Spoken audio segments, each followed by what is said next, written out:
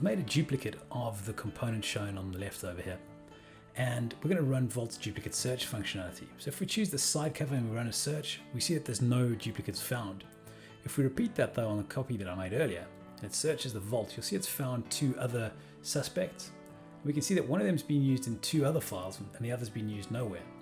So if we look at the details of the file that's being used in 2 other places, we can see a bit of design history, which is encouraging, and we can even see where it's being used. So I know that this file's been used in Vault and has been released before. If we look at the other one, under its details, we can see it's not in anywhere used places, meaning it hasn't been used in any other assemblies. So what I can do is I can now go up to the top level one and say replace all, and you'll see that it tells me the occurrence of 1 has been replaced, and I've now gotten rid of that duplicate. So I can check my design into Vault knowing that I haven't introduced new duplicates to the design.